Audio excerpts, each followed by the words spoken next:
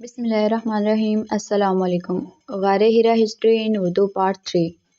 غار ہرا نے پیغمبر اسلام صلی اللہ علیہ وآلہ وسلم کی زندگی میں 3 اہم ادوار دیکھے۔ پہلا دور یہ وہ دور تھا جب پیغمبر اسلام صلی اللہ علیہ وآلہ وسلم نے غار ہرا میں خلوت اختیار کیا اور عبادت کی۔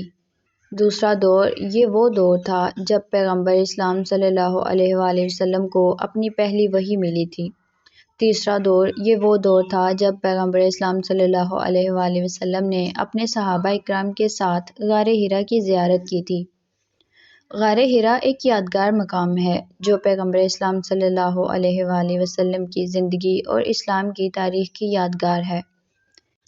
یہ ایک مقدس مقام ہے جو ہر مسلمان کے لیے احترام کا مقام ہے۔ غار ہرا آج بھی ایک مقدس مقام ہے اور ہر سال لاکھوں مسلمان اس مقام کی زیارت کرنے آتے ہیں۔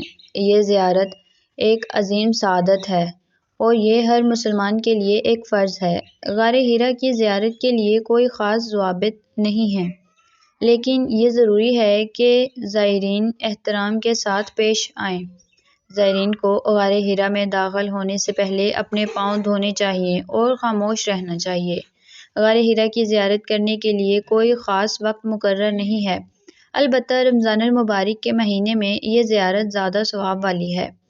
غار ہرا کی زیارت کرنے کے لیے کوئی ٹکٹ نہیں ہے، البتہ زائرین کو اپنی شناخت ظاہر کرنی ہوگی۔ غار ہرا کی زیارت ہر روز صبح 9 سے شام 5 بجے تک کھلی رہتی ہے۔ غار ہرا کی زیارت ایک روحانی تجربہ ہے جو ہر مسلمان کو زندگی میں ایک بار کرنا چاہیے۔ یہ ایک ایسا مقام ہے جہاں زائرین پیغمبر اسلام صلی اللہ علیہ وآلہ وسلم کی روح سے قریب تعلق محسوس کرتے ہیں۔ غار ہرا ایک مقدس مقام ہے اور اس کی اہمیت کبھی نہیں بدلے گی۔ یہ ایک ایسا مقام ہے جو ہر مسلمان کے لیے احترام کا مقام ہے۔